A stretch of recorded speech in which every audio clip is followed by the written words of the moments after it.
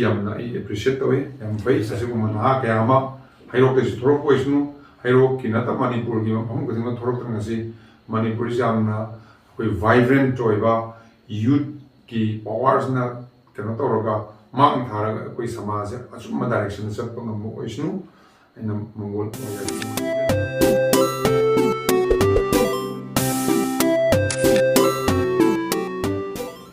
Hi viewers, welcome back to my channel. Ngasi Eigi channel sigi oiba mai pakpagi tanja do mayamna nuksibiduna 100k subscriber di am kuiri yogi badubo 100k subscriber yogi silver play button se hana ini request to daba aduga request amuk to kan sida Eigi address ka soina am lei bedagi khara hando jin khara lei gibna maram warga hojikti 151k habidi 151,000k subscribers se mayam nuksibiduna Yore si ki timing sida Eigi silver play button se yoksilapagi tanja do Europaga loinana ngasi unboxing to bugi vlog se ekoi honorable MLA ga loinana unboxing of to mina bugi tanja se mayam ga miyeng tamina se bugi ngasi vlog se tamjari miyeng tamina se yam nungai na meeting ngasi ekoi ki Thawal district ki hero village da YouTuber ekoi ki hana yamna social youth activist oina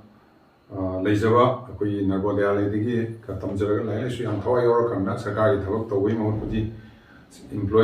employment seeker, employment provider, or any YouTube, Hangdokana Mayamda, change maker, a home corona, positive change, corona catalyst, and when at Oriba, now Riba, Kameshore, Magi, PK channel, YouTube, POTHAMINASI, KHANGMINASI, Hybra, channel Luda, viewer, subscriber. Lakh among listening Yankee Matoi, Surapagi Magi, Adumba, Silver Black, Ama present or Viratana Sisi, Pangayam, Mayam Yangusi, YouTube, and Tabivasi Pangay, Boxi, Kari, Pivira Pronoma, appreciation Togi, Masipay Hamlo Minagani, Yam Noise, the viewer Mayam, subscriber Mayam na Mamana cooperation, Pivamana, Hamluxa channel Sida, Yang Virakana, appreciate Toviraki Madi phone, Mayam Nisayo, Mayam na. Nungsibidra masi phangada nati magi hona zaman mana so apaba wakal loina good intention loina hona jaba are praja mayam so yengbiriba viewer the subscriber mayam so masi mangone encouragement to bi kana masi lobi bi damta bibira kane adu damta hani ngai letna ina ai inaw moina ai kenragi myoy moina apaba mi moina politics mari kaim lena de amoina ina mabu thagachari mayam kunam gusu ina thagachari thank you sir See, I put here HANGMINASI boxy. Kari yaw mo na. Naman yaw pot kari yaw ng hiye. Hanggo kay din. Yes. Sila mayari.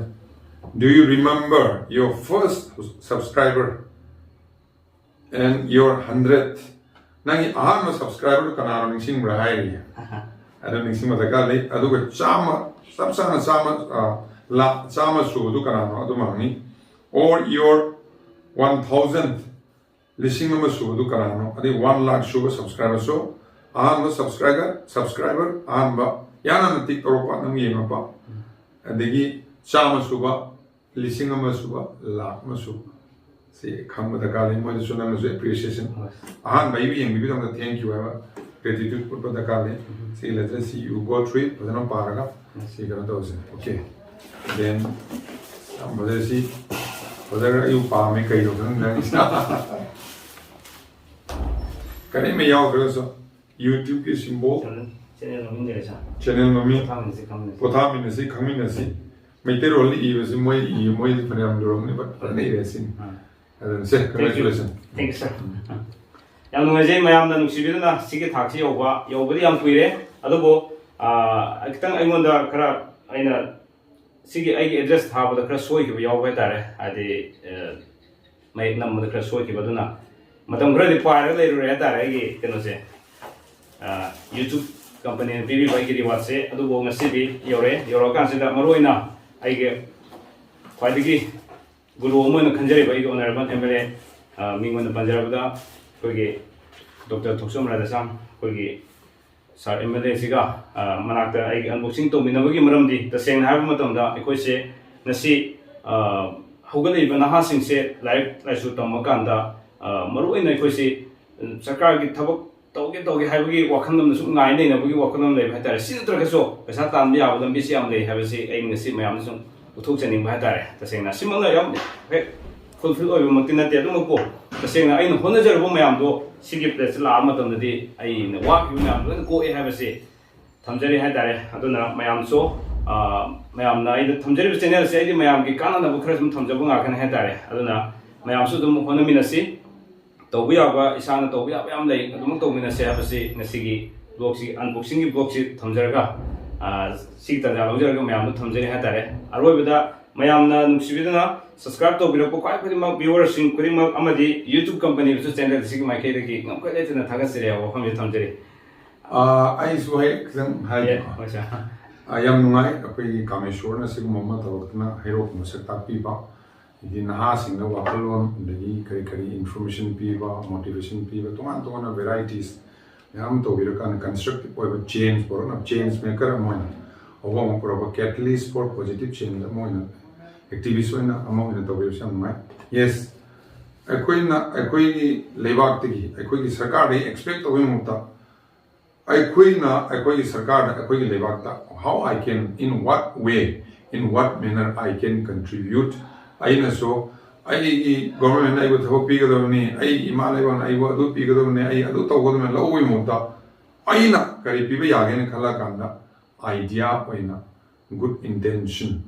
good information, constructive ways, motivational, inspirational, the atoppa migi wari watai akoi prajada yahunnabi means mode of transport communication am sinarfa si amna I appreciate toy am bai sasiguma na kaya ama hairok te thorok poisnu hairok kinata manipur gi am gudinga thorok tangasi manipur jamna koi vibrant toiba youth ki powers na kena toroga ꯃꯥꯡ ꯊꯥꯔꯒ ꯑꯩꯈꯣꯏ ꯁꯃꯥꯖꯁꯦ ꯑꯆꯨꯝꯕ ꯗꯥꯏꯔꯦꯛꯁꯟꯗ ꯆꯠꯄ ꯉꯝꯕ ꯑꯣꯏꯁꯅꯨ ꯑꯩꯅ ꯃꯉꯣꯟ ꯄꯤꯖꯔꯤ ꯑꯩꯅ ꯚ꯭ꯌꯨꯔ ꯃꯌꯥꯝꯗ ꯑꯄꯤꯜ ꯇꯧꯖꯅꯤꯡꯕꯗꯤ ꯄꯣꯠ ꯈꯨꯗꯤꯡꯃꯛꯀꯤ ꯄꯔꯄꯁ ꯑꯃ ꯂꯩ ꯑꯗ ꯄꯣꯠꯇꯣ ꯑꯩꯈꯣꯏꯅ ꯌꯨꯖ ꯇꯧꯕꯁꯨ ꯌꯥꯏ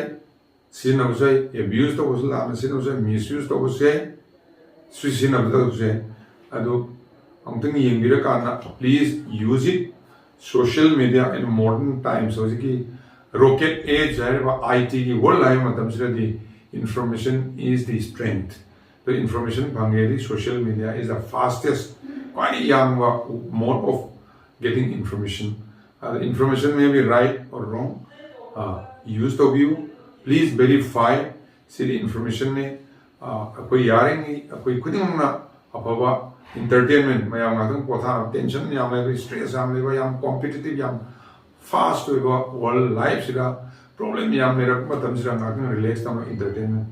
then awa avatara kanda mabu support tona bi damta encourage tona bi damta adigi mobilize motivate tona bi damta adumba kano kyam su europe then kariguma khangning ba kariguma uning ba kadai rom chaning ma matam da madu information like ma tamningi college or mentioning particular stream ma tamningi hai kana madu information then atop world kari oiri mysterious report adum kya kya am so utoko oiraga koi manipur se india gi man bharat gi man ngamiti lebak se prithvi man afaba shanti leba alagi educated oiba like country like israel ikraba israel jina dominating the world sumai to na manipuri me ju kaimada pk have channel sina chobo thoda ma logo isnu adu yengbira subscriber viewer mayamsu mabu afaba wakalon loina mari asoiba fajabu monda suntopiba suggestion biba mentor to guide bibira kanda next 1-2 years ma isi subscribers 1 million yona ba 10 lakhs yona ba tung mateng pangbiu haina praja mayamda I appeal tawjili thank you sir all the best thank you sir